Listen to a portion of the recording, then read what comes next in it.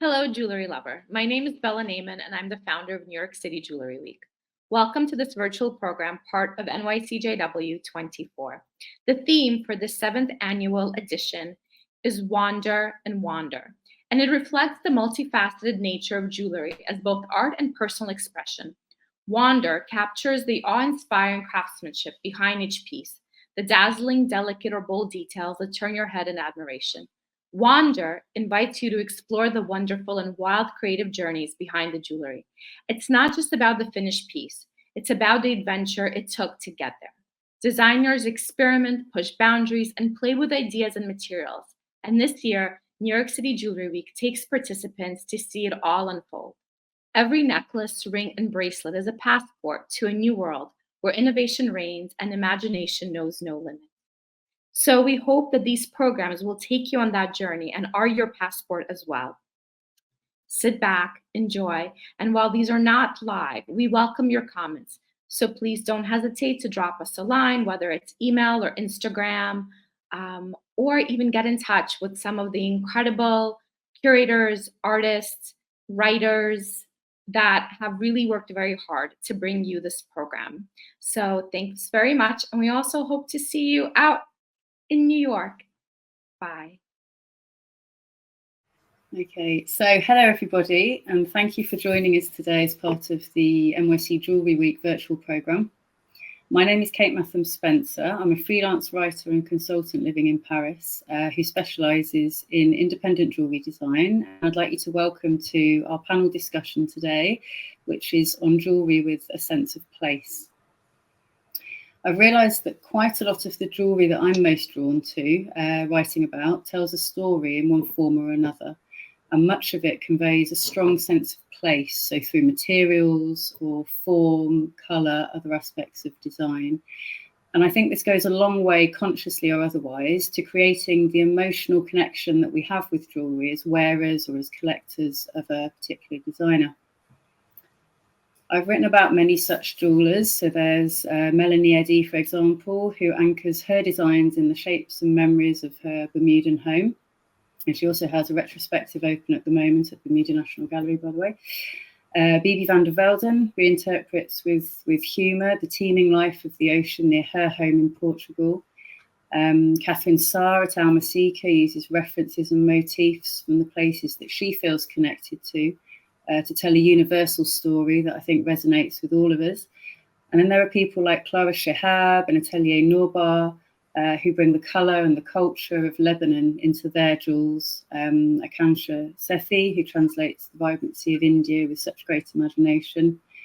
And then Scandinavian designers like Sophie Billebras and Sarah Mullertz at Kinraden, and they continue the minimalist design tradition of that area of the world through their elegant contemporary work. So the list is long, the choice was hard, but I've invited three fabulous designers and jewellers to join me today. We have Capucine Huguet, Ellis Mhairi Cameron, and Noelle van Gelder. Each of them creates singular jewellery with an equally strong brand narrative, and each is inspired by their connection to a very different place, time, and culture. Capucine uses the ethical jewellery that she makes in her Paris studio to explore climate change in the most innovative of ways. She joined a team of scientists on a trip to visit melting glaciers in Norway while she was still a student at Central St Martin's in London, and the resulting award-winning collection tells an urgent story. More recently, she's produced pieces based on phytoplankton in the oceans for the collection Tétis, which she produced in collaboration with Chanel Métiers d'Art, and she's based in Paris. Ellis Mhairi Cameron is now based in London, but she grew up in the Highlands of Scotland and makes jewellery with a strong connection to her ancestral land. She's drawn to beauty in the imperfect, to eroded forms, and her early creative practice came out of research into the bonds that we have with our environment. She explores this using textured gold and an earthy palette of diamonds to convey a sense of the mountains and the rugged coastland and seascapes surrounding her home. And as we'll see later, her most recent works take this a step further. Noelle van Gelder, along with her sister Fleur, runs the family business, Van Gelder Jewellery, from the Dutch town of Den Bosch. Their exquisite collection of antique Indian jewellery was started by their mother Bernadette back in 1980, and they're now one of the leading international dealers in the field and preeminent experts in Indian heritage jewellery. In 2019, the sisters introduced Van Gelder Designs, a contemporary jewellery line designed in response to the heritage collection, which has taken the business down a new road. So we have three very different vibes and aesthetics, which should make for an interesting discussion, I hope. Capucine, let's start with you. I know that you wanted to make jewellery from when you were quite young. Tell me a little about your journey to becoming the jeweller that you are today. I know you interned on Place Vendôme, you studied in London. Tell me a little bit about that time of your life. So thank you for the invitation. And I was fascinated by jewelry since I was very young, actually. I was this kid collecting rocks and gemstones at a very young age. And also a very creative kid. I was doing painting, sculpting, styling. So very soon, easily, I connected the dots and I went, okay, I can do both by becoming a jewelry designer. And what I really enjoy about rocks and minerals, it's the science behind it. And you can see the science as well in my work. So I knew I wanted to be a jewelry designer. Then I studied jewelry making for 4 years in Paris. It was a very good school because we really learned everything about jewelry making. Because as you all know, jewelry making is a teamwork. So even if I was studying metalsmith, I learned to polish, I learned to do the stone setting, I learned to do CAD, gouache, everything. So you can really understand what everyone is doing. And I think it's the best way to create jewelry when you all know what the other parts are doing. It's very good to communicate as well on complicated pieces. So I really enjoyed my time over there, and it was a school very connected to Place Vendôme Maison as well. So I did a few internships at Van Cleef & Arpels or Cartier. Really interesting, too big for me. I didn't fit. I knew I didn't perfectly fit, but very impressive pieces. And then I also did an internship in a small brand, very small and only bespoke pieces. And I really enjoyed the feeling to be with a client, to meet the gemstone dealer, to do like everything, all of the part of the jewelry making and design, all the process. This is what I really enjoyed about it. And I knew I wanted to be more designer because I really like why people wear jewelry, like the psychology, the meaning behind each jewel. This is what I like about it, not just the pretty thing. So I did a MA at Central St. Martin School. It's a MA where you not only to study jewelry, it's you can do whatever you want, but you need to come with a project. For 2 years, you will work on this project. And on a personal level as well, I was becoming more and more aware of climate change. So I decided to combine these both aspect and subject of my life to work on a collection which tried to raise awareness about climate change. My first collection, so I developed this during this MA, was based on the Arctic because the Arctic is warming up 5 to 7 times faster than anywhere else on the planet. Mm-hmm. So I think it was really important, and I don't feel, because it's so far away from us, we are not very connected to this place. So I wanted to go there and to meet scientists and glaciologists to truly understand what's going on there, mm-hmm. and then to tell this story thanks to my jewelry. And then it was COVID. So I have a few months just for myself. And this is when I decided to start my brand because I had like nothing else to do. So I was, okay, I will build an Instagram account and a website and let's see what happens. And here we are. Yeah, here we are. I think we met just after COVID, didn't we? So taking you back to Central St. Martin's, you ended up heading off to Norway on a scientific research trip with a group of scientists for your graduate collection, which was Wallenberg mementos. I hope I pronounced that okay. Yes. Tell me a little bit how that came about. How did you end up tagging along on a research trip?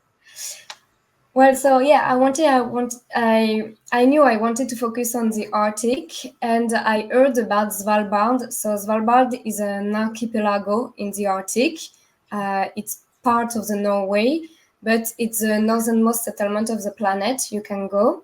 So during the MA, you have like a gap. You have like 3 months of summertime, and you can do whatever you want for research. So I went there. I emailed a lot of scientists and glaciologists over there.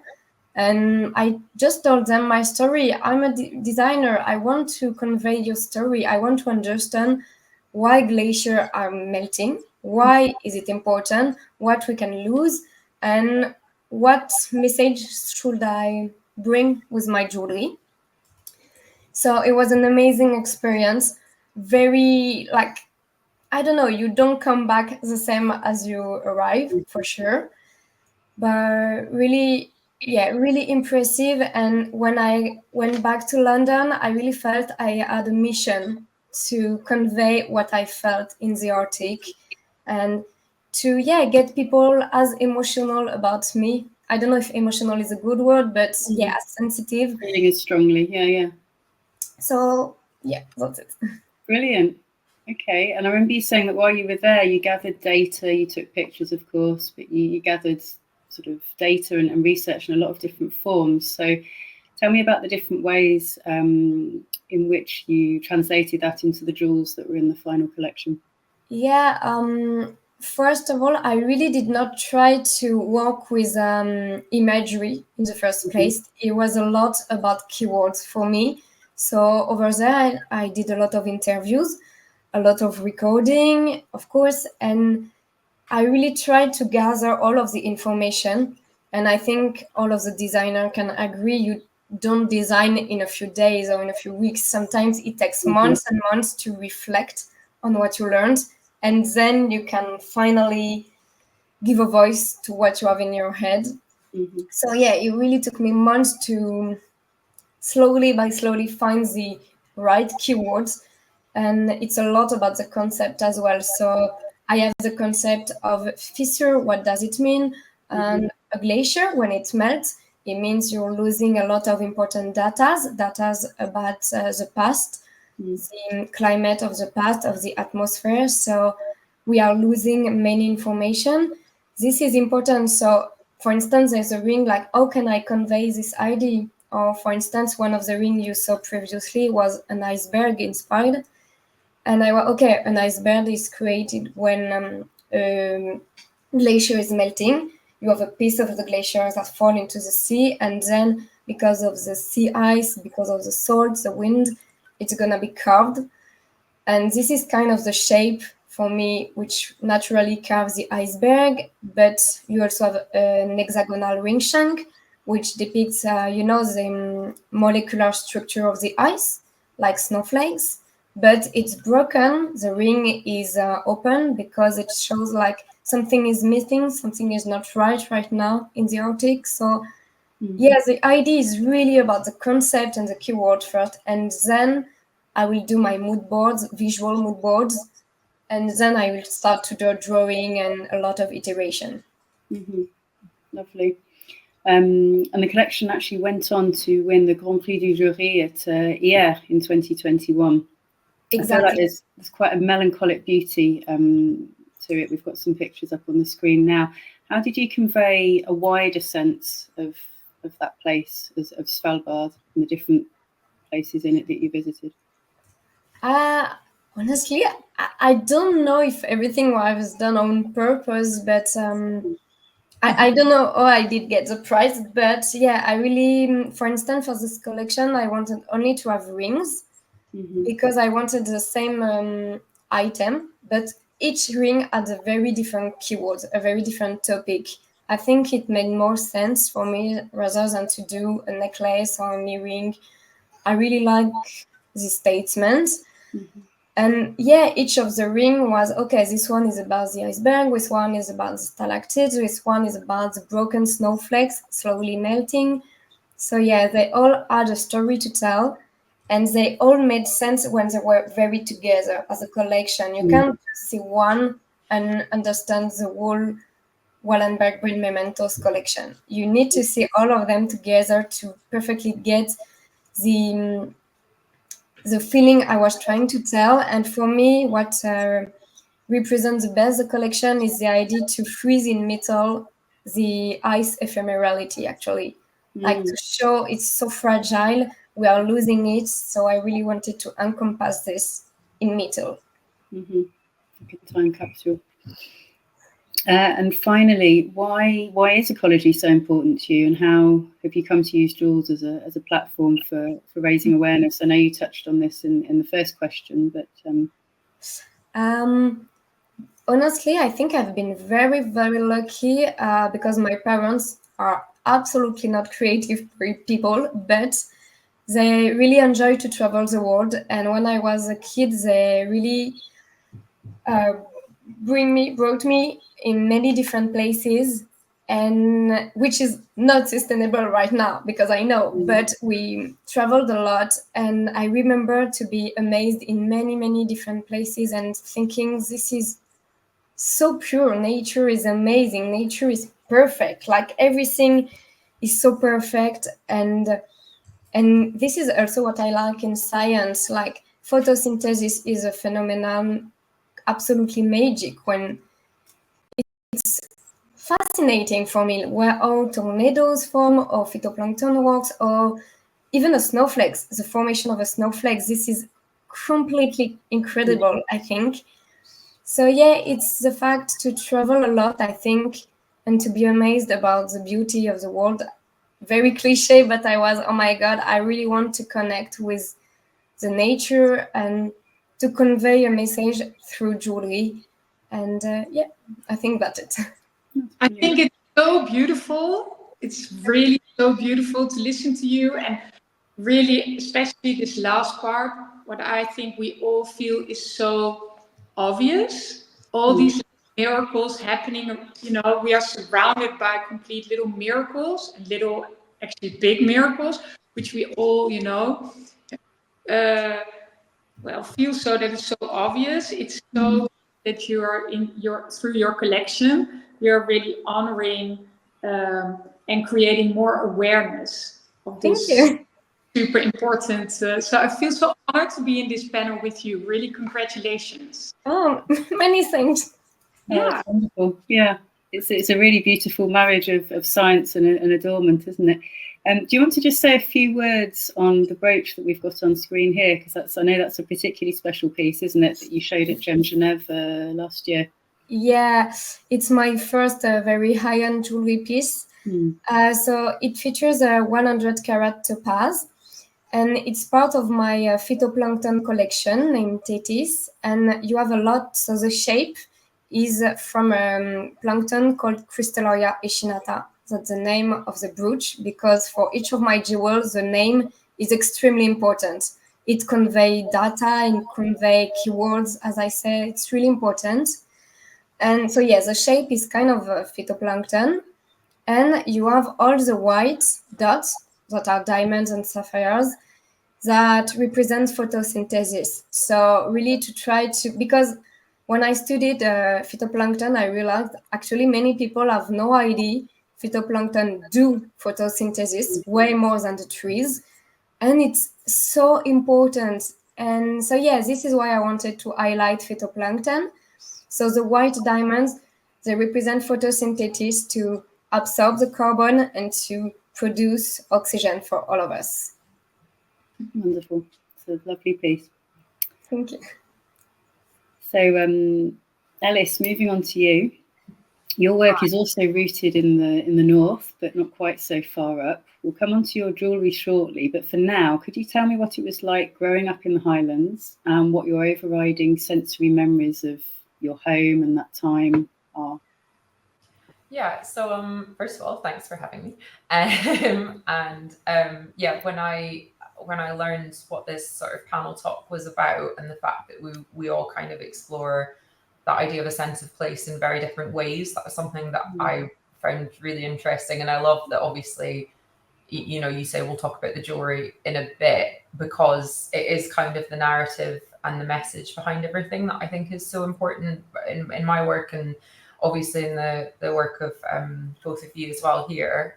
So I mean, I'm originally from the Highlands of Scotland, so a little village in the northwest, so near all the islands on the left-hand side. So it's a little village called Gelder. And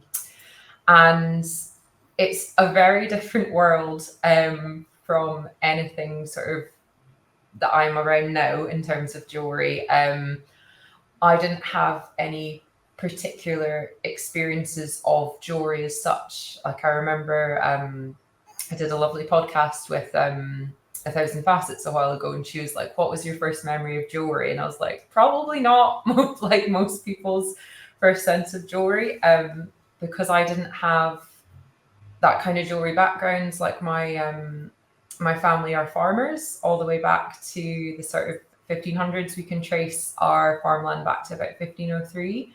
And it's very much an artistic and a creative place, but not necessarily, jewellery was never something I thought that I would find, just because I didn't know it was sort of possible. But yeah, when like early memories of growing up, it's all quite sort of primal and raw, the landscape there. Like there's actually quite a lot of similarities. I find I did a residency in Iceland when I graduated from my bachelor's back in 2014, and there was actually quite a lot of similarities just hearing you talk about sort of the ice and climate change, and obviously you're coming at it from a different landscape in a different place, but that kind of starkness and the remoteness and like the sort of beauty of that sort of eroded landscape was something that just always really sticks in my head. And I think also the idea of, you know, I'm, like you said, I'm in London now, so it's a very different visual landscape here. I mean, both have their absolute strengths and difficulties, shall we say, for both of them. But it's kind of about, you know, those memories of that landscape and the fact that, you know, I was so lucky to grow up surrounded by really, really rugged mountains. You know, like I didn't need to do things that cost lots of money to entertain myself or anything of a weekend. We had the sea, and we had the hills, and we had the mountains, and it was all very more about who you were with and those experiences and kind of remembering those moments. So yeah, I think it's, I mean, sensory wise, it's the waves, and it's the fact that it's quiet at night, but it's never fully quiet because there's always, you know, small noises like little birds or little animals, but you have to really listen. Whereas obviously in London, it's kind of an intensive sound experience all the time. So it's kind of coming at it from two very different worlds. But yeah, I think it's that kind of that ruggedness and that rawness, which yeah, is really important for me as memories, but also something that I kind of hope to convey in my work as well. So yeah. Mm-hmm. Okay. I'd like to come back to Iceland a bit later, actually. That's quite interesting. How did you, when you first started your journey as a jeweller, how did you bring those feelings and those impressions into a solid form of adornment? Yeah, so I think, so I studied at the Glasgow School of Art, doing a BA there, and originally I did, like I said, I kind of stumbled into jewellery because I'd moved to Glasgow. I did a portfolio preparation course, which is kind of like a year-long course where you try photography, painting, drawing, all sorts of things. And I thought, maybe quite naively, oh, I like art and I like painting and I like sculptures, similar to what you were kind of saying before, is that I like enjoying all those elements. And I was like, oh, well, art is painting, I'll be a painter. Like, because I just didn't have, there wasn't like an immersive jewellery world around me. And not really very many members of my family wore jewellery. There was maybe like plain gold bands or something like that, but I hadn't thought of jewellery in that way. And then when I did my portfolio course, I had an amazing tutor called Ellis Scott, who I still owe a lot to, because she took a very confused 17-year-old who was creative but didn't really know how to turned that into something and kind of said, you know, you're doing painting, you're doing sculptures, but your eye would work really well small scale. Have you thought about textiles? Have you thought about jewelry? And honestly, I hadn't, because my experience of jewelry was, and this is quite embarrassing and probably won't translate to anyone from America think about this, but we have a jewelry store called Argos, which is quite like H. Samuel's, but it has it's in all kinds of everything. So it's very very standard jewelry, shall we say. So that was my only sort of interpretation of jewelry up until that point, really. And then I went to the art school in Glasgow and was kind of like completely overwhelmed in a wonderful way, learning all these amazing techniques. Again, kind of like you said before, you know, it's so important to know the how of everything, even if I'm not polishing every single piece anymore, or, you know, my thing is wax carving. You know, I'm maybe not setting every single stone or anything like that, but you need to know that sort of visual journey of how that all comes together. And yeah, for my degree show collection, because they kind of ask you to come up with a project or a brief and that sort of thing. And I knew at that point that we were all supposed to think about what was really important to us and what made us sort of unique in that respect, because obviously there's so much jewelry out there and it's hard to kind of stand out in your own way. So they were very much asking us to pick something that felt very sort of authentic and true to you. And I couldn't think of anything better than the landscape of my home, the landscape of my heritage, because it's not just when I'm talking about the mountains or the sea or visual interpretations, that is reminiscent to me of people and places and experiences and things that, you know, maybe my client doesn't need to know the exact ins and outs of you know, that person that reminds me of this area, but there's like that sort of sense of place. It translates so in such an important way to me that I couldn't have not sort of thought of this as my sort of main research project. And even since my my BA, my work has changed and developed. I originally worked in silver and found objects, and then when I went to move to do a master's in London, everything changed into gold and semi-precious, and then 14 karat gold and diamonds. So it's been kind of an evolution of things, but I think what's really important to me is that the inspiration has never changed. It's just developed, or layers have been added to it, or I've discovered things that have been there all along, I'm sure, but I didn't piece things together quite in that way before. So yeah, it's a real mixture. I think I love wax carving as a technique for everything, and recently started engraving as well, which is really exciting for some of the new pieces, because it's such a tactile way of working with the metal for me. I don't really, I see slightly in sketches, and I do sketch and I do paint, and my sketchbooks are really important to me, but it's not until I kind of start creating in 3D that you can kind of see forms and shapes, and that sort of all comes together. So yeah, I think it's just about creating pieces that have that sense of Scottishness for me. And it's something that I love when clients really get that, or really understand that, or they go, you know, I've spent time in that area or in the Highlands in general, and I see that, and then you know what you're doing is kind of working, if that makes sense. So sure. Yeah. One of your collections in particular, Legacy, was very directly linked to where you grew up, wasn't it? You actually took a team of metal detectorists to your family land to see what they could unearth. Yes. I think the earrings on the screen, they're from Legacy, aren't they? Those lovely baguette earrings, which are inspired by that time. So tell me a little bit about the development of that particular collection. So my work had always obviously been inspired by my home and the landscape itself, but it wasn't, I didn't know what was right underneath my feet, so to speak. And it's quite a funny story. We decided to go out and go metal detecting and just kind of see what we could find, because it kind of brought up to us that, you know, maybe, you know, the farmland was, like I said, has been in the family since early 1500s, and we're right beside quite an important castle, and also quite sort of 5-10 minutes from the sea. So it was kind of thought of as maybe this could have been like quite an obvious place as a bit of a trading port, or if there were taverns, or you know, a sort of a place of people meeting and coming together in that way.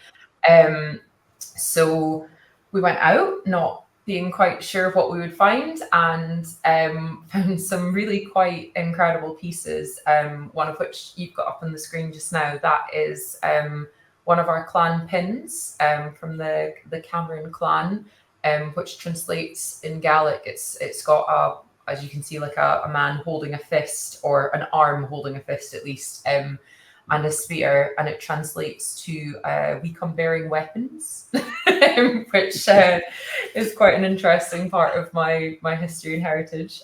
In that way, I'm not sure if we were necessarily always good people, but perhaps that is the reason why we exist, and some others do not. So that's one of the pieces. Again, I'm aware we're on a small screen, but we also found a little apothecary pot, which if I move my nails slightly, you might be able to see better. So it opens and has like a little sort of cup shape, would have lots of little pots and jars inside it. And that's an incredibly precious thing that we found, that it's bronze patinaed. It's not, you know, it's not gold, it's not silver, it's not diamonds, but that's so precious and so important that, you know, it would have belonged either to, as I say, like my ancestors, or maybe someone who was coming to invade my ancestors that then became my ancestors. So I think not knowing what all you would find, and I think that's still part of the excitement of it, really, to be honest. You know, you might go out for an afternoon and find nothing, and then you might go out for 20 minutes and find something like that clan pin. And it's that kind of sense of discovery, and also seeing how it's changed from being buried and the time period, and also equally thinking back to, you know, who might have owned that and what was their life like. And yeah, I just think that's a sort of endless inspiration, and I'm very lucky because not many people can say they have found these things in their family farmland. It's yeah, it's quite rare.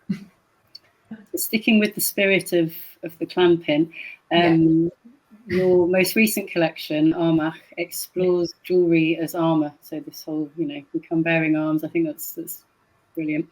When I saw the collection a few weeks ago at Goldsmiths and I was trying on the rings, it made me feel really confident and powerful, which I think was the intention. So tell me a little bit more about that one. I think I've got a picture. There we go. That's some of the pieces from the collection. Yeah, I mean, I'm glad that that's the way it makes you feel, because that is obviously the intention of the collection. I mean, again, we found sections of spears and sections of knives, again, sort of 15th to 17th century. So quite ancient, very obvious forms of protection, if you will, in terms of, you know, a sword that you bring into battle, or to go to a castle and, you know, stand your ground, so to speak. But for me, it was kind of thinking more about what, you know, what we do as forms of empowerment, or to sort of armor ourselves for every day, all day, every day. And there's certain things that I do, certainly, you know, I have quite a lot of tattoos, which are quite textural parts of some of my drawings and paintings and things that we do. You know, the way that you do your hair, the way that you fix your makeup, or certain clothes that I put on to kind of make me feel more strong and ready, and sort of prepared for the day, I suppose. And equally, I wanted to kind of use this collection to think about, you know, well, what if I was designing pieces to make me feel strong and powerful and prepared in such a way that I know a lot of people would wear their jewelry for, to feel that sense of confidence and strength. You know, what would these pieces look like? How could I use baguettes in a way that they don't look overtly feminine and are almost kind of sword-like, teeth-like, something a bit grittier, a bit more sort of the earth? How could we set them so that they almost look buried within the gold, as if we're just kind of excavating them back? So it was kind of trying to create jewelry that feels like it's almost kind of ritualistic when you're putting on the pieces in the morning, or there's a certain weight to them or little details in them that only you would know if you were wearing them. So it's that kind of connection and that kind of feeling that I really wanted to focus on. So I'm glad you felt that way.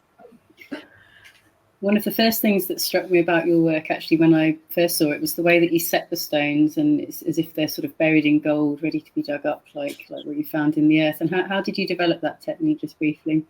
Oof. I mean, it's really tricky, and it's an interesting thing, because I do get asked about it quite a lot, especially at things like Goldsmiths Fair. Usually students, when they're sort of going, you know, is it cast in place, or how are you coming to kind of find those textures? I mean, originally it started with some of my scatter bands, which are sort of wider bands with lots of little, much fewer diamonds than the ones on the screen, if you will, but it's kind of almost creating like little topographical landscapes, so to speak. So like a sort of like unintentional, non-obvious, abstracted versions. It's not of particular places in Scotland or anything like that, but that kind of bird's eye view, if you will, of like the depth of the land as it sort of pulls up into the mountains or recedes into the sea. And I think when I first started exploring stone setting when we were on my BA, I didn't actually like it very much, because I felt like I couldn't, you know, we're being taught very traditional, as you should do, to learn all the basics to begin with. You know, very traditional organic bezel setting and very traditional claw setting, and things that felt very controlled and very ordered, or maybe where the stone wasn't quite as one with the metal. And I felt with the way that I was carving and with the wax, it needed to look very submerged and very as if they kind of grown together at once. So that kind of organic way of pulling metal together. And yeah, to be fair, it started with our scatter bands. It's a constant experimentation to see what will work, what doesn't work, what looks better than others. But it's finding a way that it conveys the aesthetic, is still incredibly secure, because obviously that's very important for wearing jewelry day and daily, and especially a lot of the pieces we make are sort of bridal or you know, made to be worn all the time, every day. But yeah, it's kind of that idea of burying the stones and making them look at one with the metal that's really important to me. So a lot of trial and error, and always experimenting, which is important. I couldn't have the conversation without talking about the knives. The knife that was brought up on screen. It's a skean dhu, which is a Scottish dagger traditionally worn tucked into the socks that a man would wear with a kilt, I believe. You've just launched a limited edition series of them as object. I know you work with a bladesmith, so tell us a little bit about where the idea came from, materials, and how you developed the design in a couple of minutes. Yeah, so the skean dhus, which means black knife in Scottish Gaelic, it's traditional Scottish dress. Originally, it would be obviously a form of protection, but also part of our traditional dress, I suppose, in many ways, to get away with bringing a weapon into a castle that you are not supposed to bring weaponry into. But, you know, if this is my small dagger in my sock, so you wear it with your kilt and a big sock that stretches up to your knee, and then the skean dhu, the small dagger, sort of popped elegantly in there. I mean, scale-wise and size-wise, they're this sort of size here, so quite a bit bigger than traditional jewelry.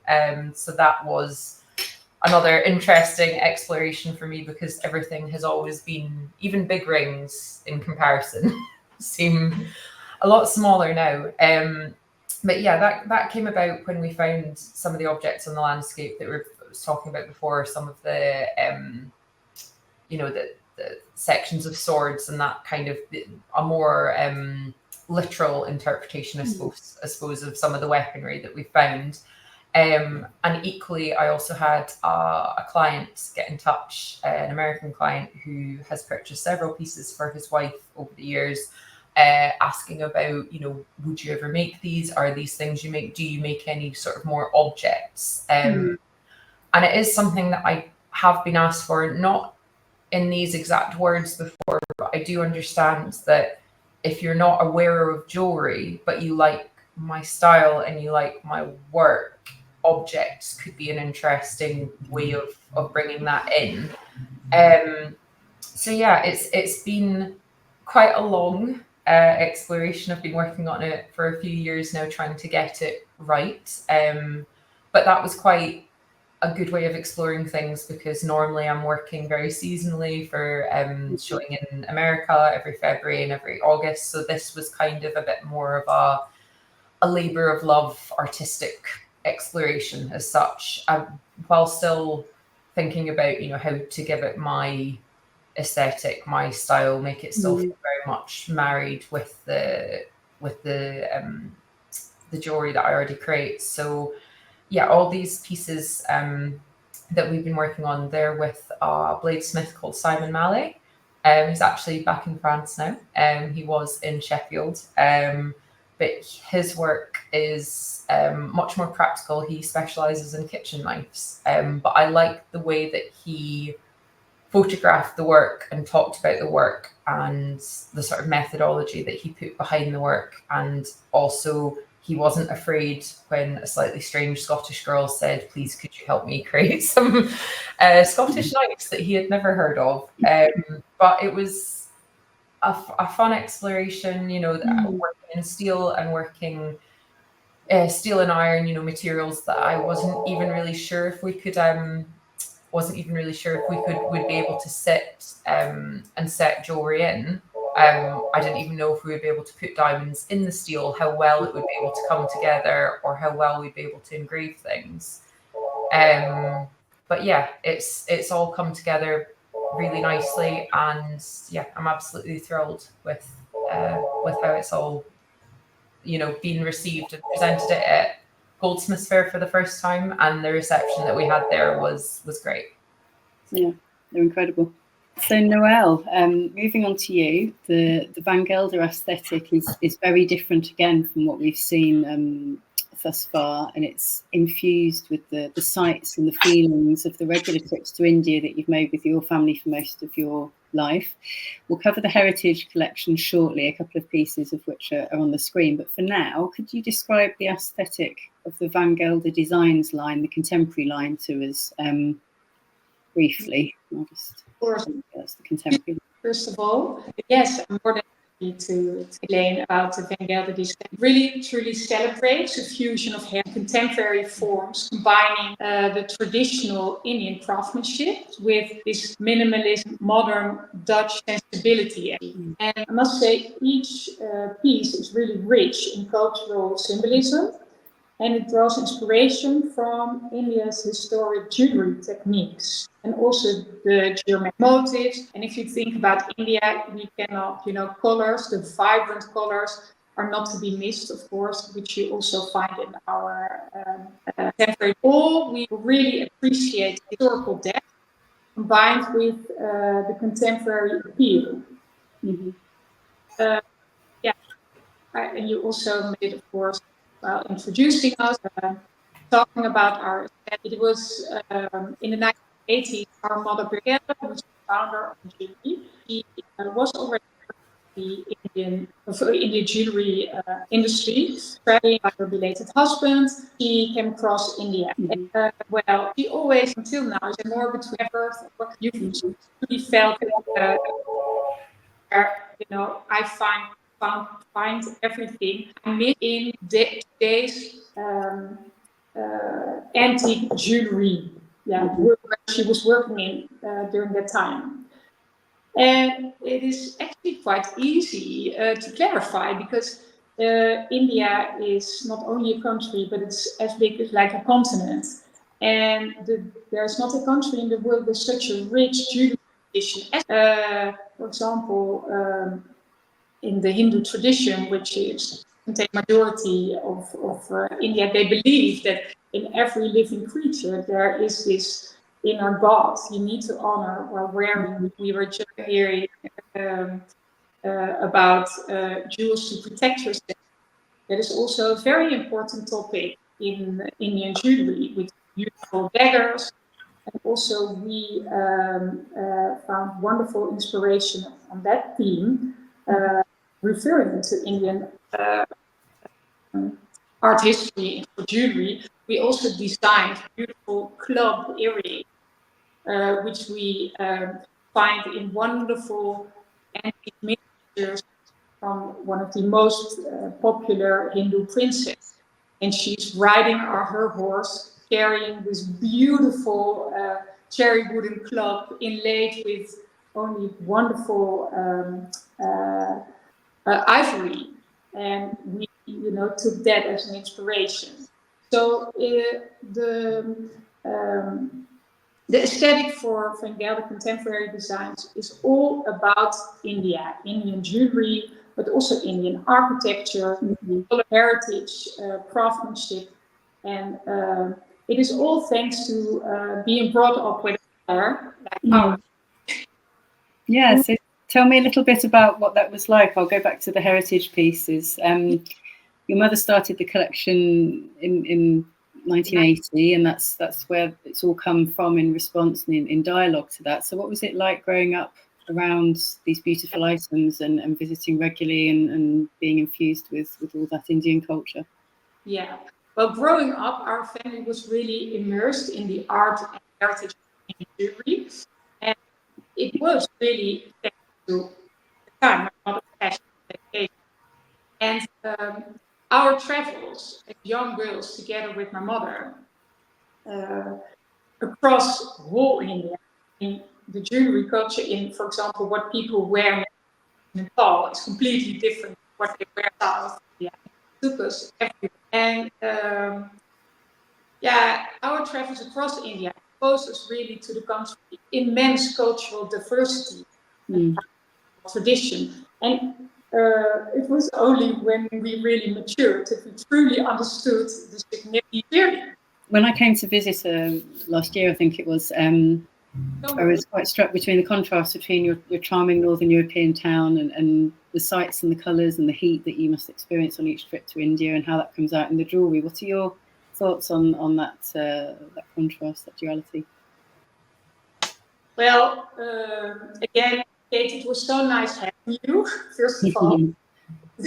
Really enjoy. And our showroom is southern part of the historical, in the middle of the city, beautiful historical building. And on the ground floor in the building, we are having the showroom on the ground floor, where you see really the fundamentals of actually the hallmark of Gelder, because in our showroom you see the contemporary designs beautifully paired with the heritage, where you can literally explain where the inspiration is coming from. So we love to display contemporary and heritage together, and it really clarifies more, gives more depth and information to the contemporary designs. And the space where the showroom is, as I mentioned, it's on the ground floor. Upstairs are the offices where our wonderful team is working today. We have a dream team, I must say. But the space in the showroom is worthwhile visiting. It's filled with natural light daily, and that brings the designs and also the heritage pieces, really, it brings them to life. Emphasize the warmth of the Indian jewelry combined with the serene Northern European setting. It's unique blend for everyone who visits the studio. And one that we feel represents both worlds really beautifully. So that, yeah. It's very striking. It's very striking. It's beautiful. One of my favourite Van Gelder collections, which we had up a minute ago, is the Jali collection, which reinterprets traditional Jali screens using negative space and form. The necklace and the earrings on the left there from that collection. Can you tell me a little bit about that one? That's one that the focus there really is on the metal, isn't it, and the form? Yeah. Well, the inspiration is again India, and in this particular theme, it's Indian architect. Jali is the Hindi word for these open work window screens, and these Indian LED screens, and they were multifunctional actually. They were known for their open work designs that could really regulate the sunlight and the airflow. But they were also having a decorative meaning, like they were often decorated with these colored glass into the open work panels. And when the sun was shining through it, it gives this beautiful powdering colorful effect in the room. And next to that was also to create a private place for the women or noble Haranis, so to say, to really make them able to look and have their eye on everything, but in a very private way, so they can look through the open work windows and seeing everything, and of course creating their own opinion on it. And what is an interesting and really must-see example in Jaipur still nowadays is the Palace of the Winds in Jaipur. It's a big, round palace along the most important street in the old city. And but it's not. There's more than meets the eye, so to say, because it's not a palace. It's just only the facade. So I see every to create pieces that are both delicate, but in a way also very structurally strong. These are subtle shadows, and they execute a quiet elegance and balancing. For this, it's really for us one of the successful series within contemporary design. What we have also. I think that collection in particular, there's a lovely balance of very intricate, sort of meticulous work, and still that strong sense of sort of European minimalism that makes it so elegant. A very different vibe in one of your other collections, the Bowley collection, which is on the screen at the moment. That grew out from the Indian stepwells, and it's geometric and sort of swirly in those particular pieces there. It's beautifully colourful with lots of enamel. I remember you telling me about the experience and how meditative it was to go down the steps. Could you share a little bit very briefly about how you created a collection from that experience? Yeah, well, to start with, what I think is always so important to mention, that this collection was completely created remote during COVID. And for us, when everyone had to be, we all had to be back into our houses, we had to work from home. And we were all facing actually complete different worlds. We all know, and maybe ourselves, we thought, this is not even so bad. The whole experience being brought back into our houses, living a more calmer life. And it was the Baoli collection was created completely during that time and completely remote. And what for us was very logical, working from home, keeping distance, was in India. Also sort of a culture difference, but not so obvious. That people could, of course, could not go to the office or could not work in a design studio, but there was a stop, and our team could not work anymore. So what was beautiful is that we could convince also our team manager over there that people could have laptops and to continue and working from their houses. And we are very blessed that we have a mixed team, so not only men or not only women, and that they were feeling so, they were so happy that they could continue working, continue with their creativity in a time which is very, for all of us, was once in a while quite challenging. And second to that, I feel that they really, really did a tremendous job, because without seeing the pieces, on a certain point, this would be sent to the Netherlands, and then the result was magical. So, again, also our team in India is so marvelous.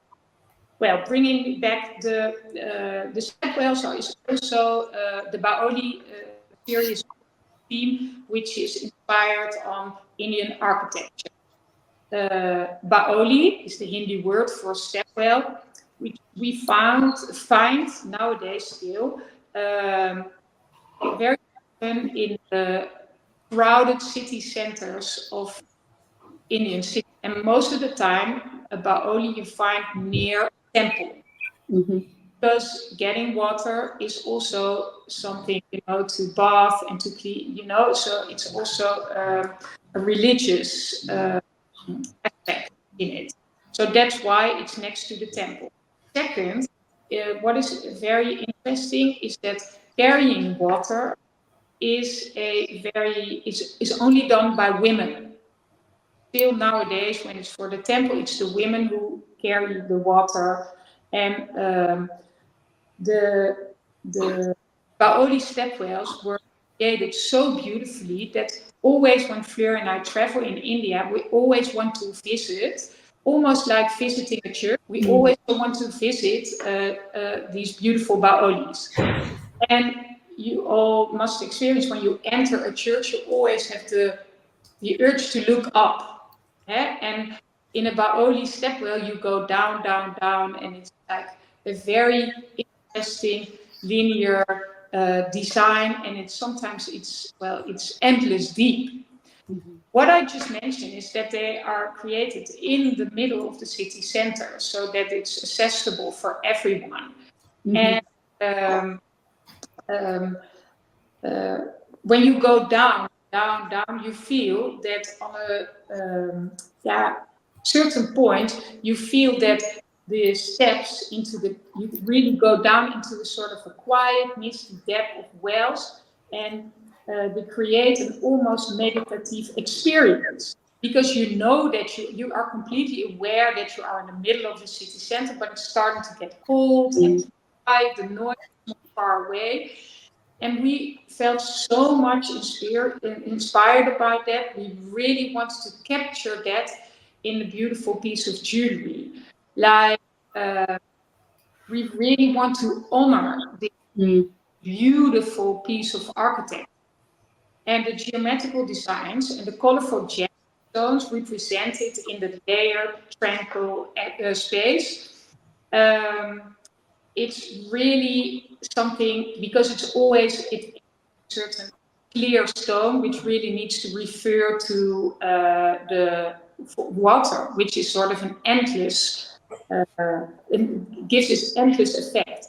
And that brings me back to the beginning of the explanation about Baoli theory, because during the time of COVID, we are all were thrown back into our houses, and we really had to refine ourselves in endless source of inspiration, and really refine and reinvent ourselves in this, which, I don't know where this is going to go, man's land. I think this Baoli designs, this Baoli series could not reflect better for that, and especially that each design, when it carries a stone, it always is a clear stone. to really express to the fact that you always need to find yourself as the endless source of inspiration. Yeah. Yeah. And, Kate, I wanted to add the fact that you said the vibrant colors. What we also really are proud of, actually, the beautiful color scheme that is used to in this Paoli series. When I was explaining that you go down in a very steep and long way downwards the well, it sometimes gives this dazzling effect and also a certain optical illusion. Here really is always searching and researching to use in our contemporary designs the art historical way of crafting, to really create the urge and the demand actually for the future. That also is a sort of sustainability aspect. And the color scheme that is used in the Paoli series, it is a way, it's not an epoxy use of enamel, but it's really the traditional way of enameling, and which makes us able to really create a super refined color scheme to really create almost this optical illusion. That what are the colors that I'm looking at? Is it more deeper that I'm looking in? And it is beautiful that and makes me proud that in this case we can really help for demand for the future, and that this old way of crafting, stays. And yeah, absolutely, yeah.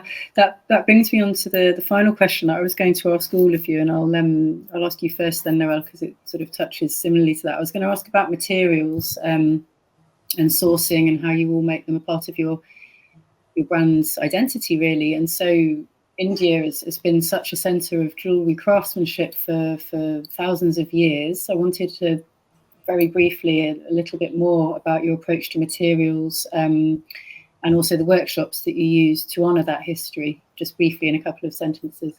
Yeah. Well, partly I already answered actually in the previous answer for the Paoli series. We always research to use the heritage way of crafting, and then we blend it into our contemporary take of a certain aspect of Indian jewelry, Indian architecture, crafting. That is, but we also want put a lot of effort in sourcing the stones. And that gemstones are cut or set in the more art historical way. That I really think is for us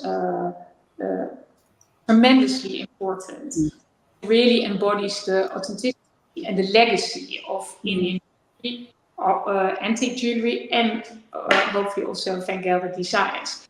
And we source the gemstones and metals from really trusted partners who we already know since the 1980s, actually. And ensuring each element has an honest provenance that we really think is important.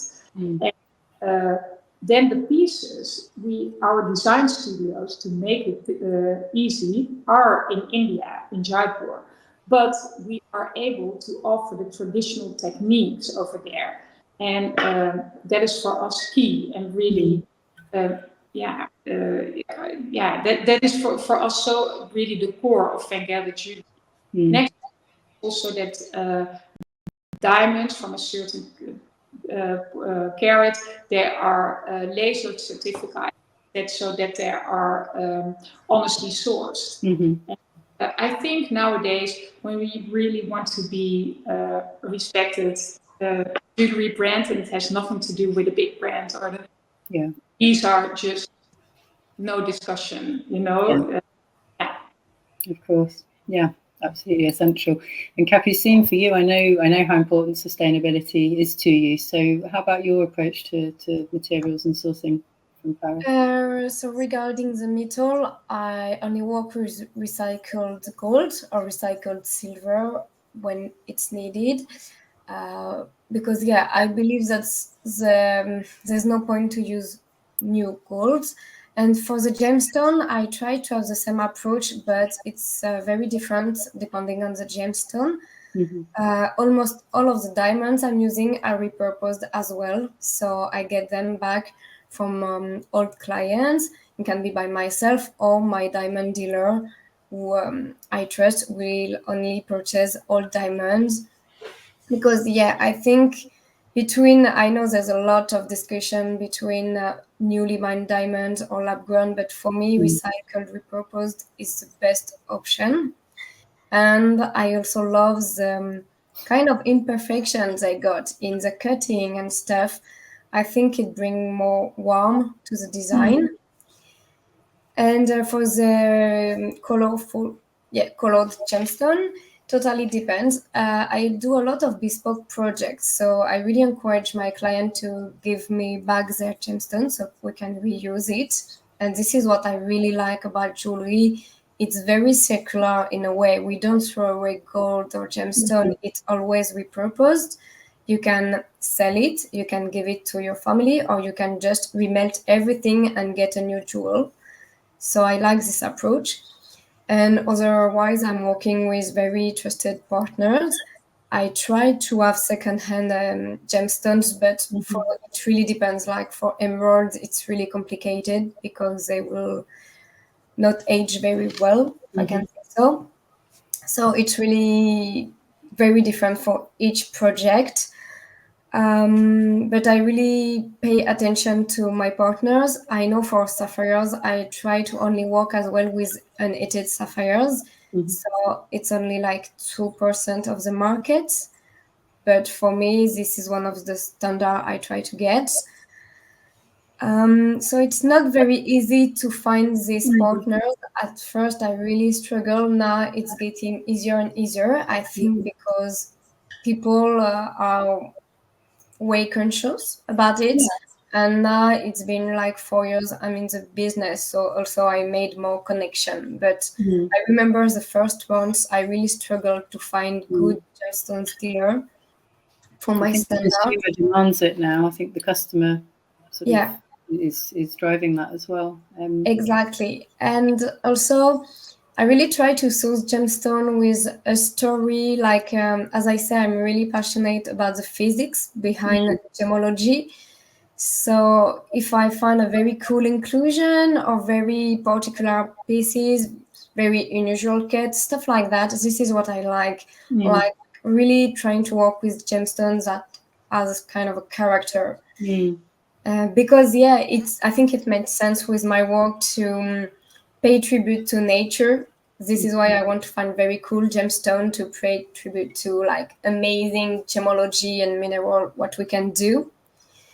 And everything is made in Paris. Can be by myself because I have a jewelry background, but I can do everything right now. So I'm also working with a Parisian workshop as well. Brilliant. And I think that's so. And I give back a part of my profits also to a company absorbing CO2 in the atmosphere to try to be the most sustainable as possible. It's not of easy. course, we have a business, so we're not 0% emission free. That will be a lie, but I'm trying to do the best. Brilliant. And Ellis, for you, I know you use a particular sort of palette of gemstones, so the sourcing aspect of that, but I'm really interested in your investigations into Scottish gold as well. So I mean, more broadly across the board, I tend to kind of favor more words like transparency or accountability. Like, I think ethical is such a tricky word, or sustainable, and it can mean some things to some people and some things to others, or everyone has different sort of parameters for that. But I think it's kind of thinking about, you know, the processes for things like the metals themselves, but also how we run the studio and everything as well, like the sort of on the ground things too. So in terms of main collection, I'll touch on the Scottish gold in a minute, but our gold is 100% recycled. So it's all British suppliers, specifically in London and in Birmingham. And we do also work with Fairmine or Fair Trade on request for that as well. Similarly, reworking people's inherited jewelry. So, you know, if there's, say, an inherited family brooch that, for more practical reasons, maybe you would want to split into a couple of different rings or something like that. I think it's kind of like what you were touching on before in the terms of, you know, you can reuse, you can melt down, you can remodel. It's not materials that cannot withstand those processes as well. So I think all of that's really important. I also I have one collection called Antiquity, which is all to do with old mine, old cut diamonds. So antique diamonds that we source from Hatton Garden. So it's pieces that have been, shall we say, very well loved and very well worn, that are maybe not particularly wearable anymore, or they've maybe been set in paste or in a material that is not particularly safe for modern jewelry. But at the time in the 17 or 1800s, that maybe wasn't that well known, for instance. So not all of our diamonds, but a lot of our diamonds are antique diamonds, so that they have that kind of the history and the heritage aspect, which I think speaks to a lot of collection in general, but also if that more sort of accountable, or if you're thinking slightly more, you know, ethically focused in terms of like chain of supply, that's something that I know definitely appeals to a lot of our customers and our clients. And then equally, it was kind of like what you were saying before about picking stones that have sort of a sense of character or small differences that make them feel a bit more real and a bit more of the earth.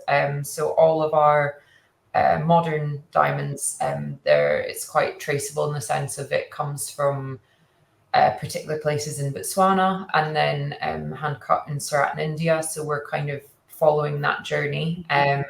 At the moment, we're also in the middle of B Corp certification to kind of show that we're, you know, checking things across the board. And it's been quite a long and complicated journey with that, because the rules have changed a few different times throughout that the process, and they've kind of made you know, the checks harder and more diligent. I think that's actually kind of great, because then it just means that you are having to really say, you know, to prove, so to speak, you need to have things evidence in that way, even so much as, you know, what type of building is your building? Are you recycling? What kind of packaging are you using? So that kind of traceable element. And then in terms of actually making things in the studio, we're based at the Goldsmiths Centre. Studio's behind me here and upstairs as well.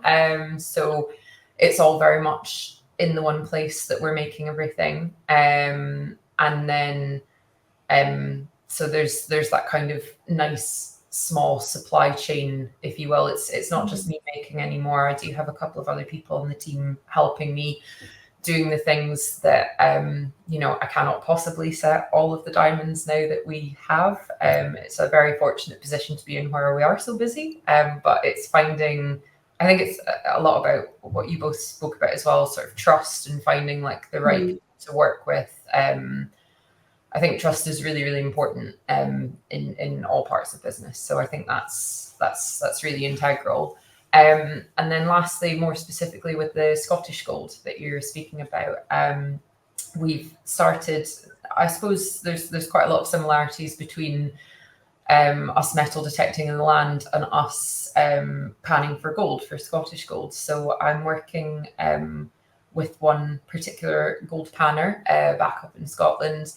And, you know, it's fully licensed in that way that you can go out and you can pan for gold in certain areas. You need a license, and you need permission for the owners of the land to go do it. But it's kind of well, what you find, you find. And some days, again, not unlike metal detecting, you know, they could be out for 12 hours and find nothing, or they could be out for 2 hours and find several grams. But I quite like the sort of the finiteness and the exploration in that. We took Jess Diamond, the Sunday Times journalist, out for a couple of hours gold panning, and I think we ended up finding like 0.2 of a gram, so sort of, you know, 20 pounds or something.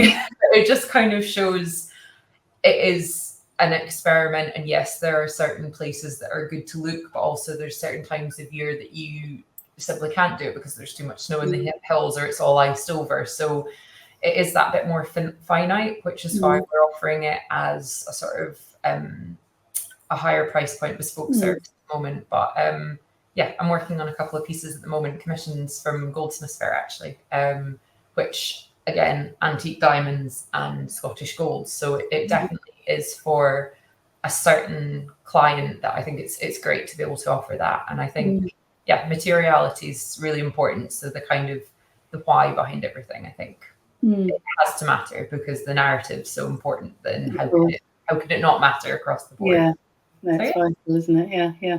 Brilliant. I think we could do a whole other panel on just that. That's fascinating. For sure. So wonderful. Well, thank you all so much. This was just as fascinating as I'd hoped it would be. To catch up with all of you and to hear a little bit more deeply about your practices that are all so interesting. And thank you to everybody who joined us.